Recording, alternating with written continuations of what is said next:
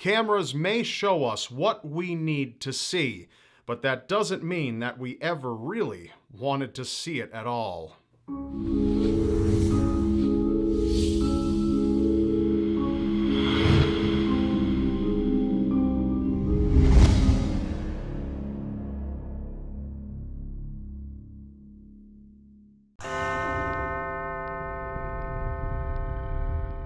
To many, clowns represent comedic entertainment, but to others, they're simply nightmares in costumes. October 2014 was a terrorizing month for residents in Jacksonville, Florida. A clown craze began surfacing across the state as many citizens reported clown sightings late in the evenings.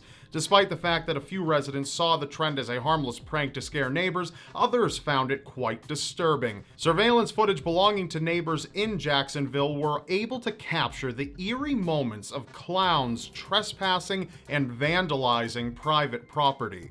This is surveillance video from a home in Springfield showing a costumed character walking up a sidewalk uninvited to a home. It's a scene straight from a horror movie, but it's right here in Jacksonville. A Springfield resident's surveillance camera caught this creepy clown on his porch. Not a single person has come forward to claim responsibility. However, Jacksonville wasn't the only place victimized by the dark presence of a sinister clown. Photos of clowns terrorizing residents in California have also surfaced on the web after unknown individuals began mimicking the project produced by Wrangle Photography. Residents in Bakersfield have previously reported seeing a clown roam around the town while holding a firearm. Authorities failed to find the clown after reports had come in. To this day, the clowns remain a mystery, and there's no telling exactly when they might make an appearance again.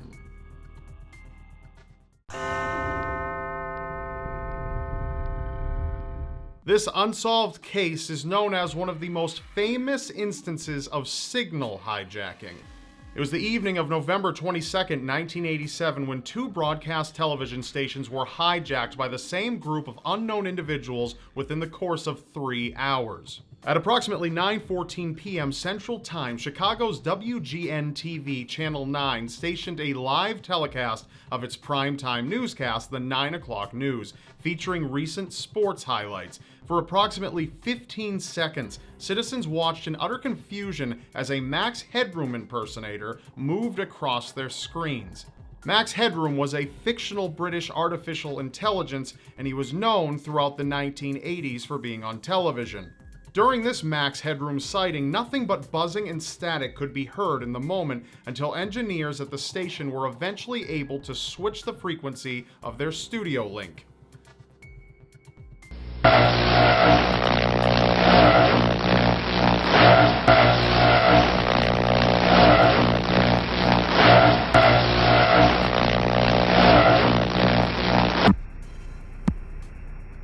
Well, if you're wondering what happened, Though it may have appeared to be an unusual broadcasting error, that wasn't going to be the last time that anyone witnessed these conniving hijackers.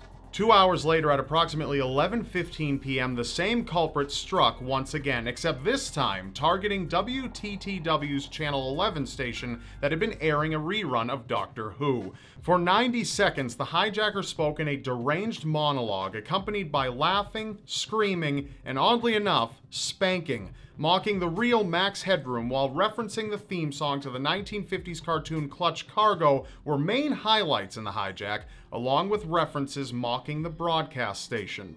Get you a hot drink, miss. Why do you want some dry clothes, miss? Because he's a freaking nerd. That's the way.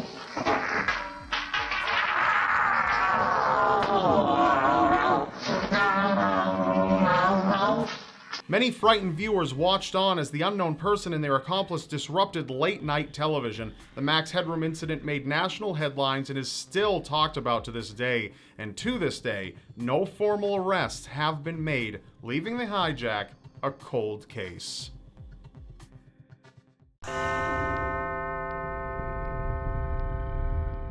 A search for a missing loved one is a tribulation that can very easily drain a person's hope entirely. Lars Mittank was a 28-year-old man from Berlin. As a group, Lars and his friends took off to Varna, Bulgaria for a fun-filled vacation on June 30th, 2014.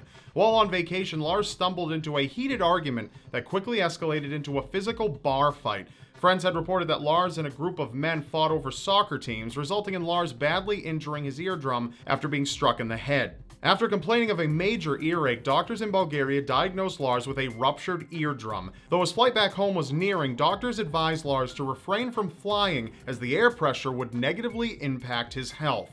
On July 7th, Lars' friends departed for their return back home to Germany, leaving him behind.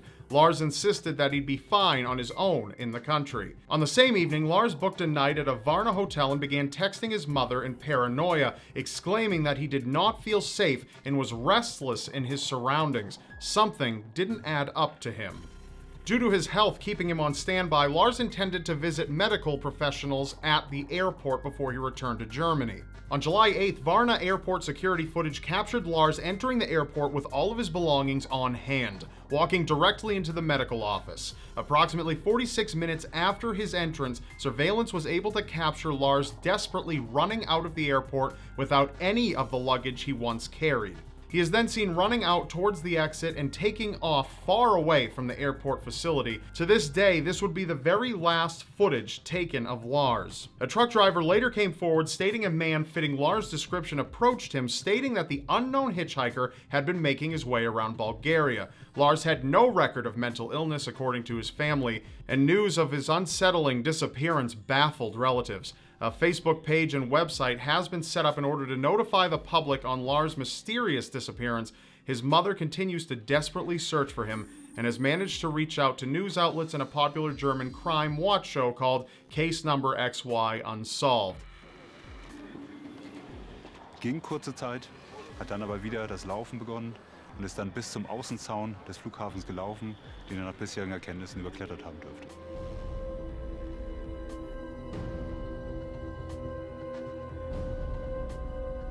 This is the last known image of Lars on vacation. If you have any information on the whereabouts of Lars Mittank, please notify police or the German embassy at 359-2918-380. You can also send out an email to findet_Lars@web.de if you know anything regarding this case.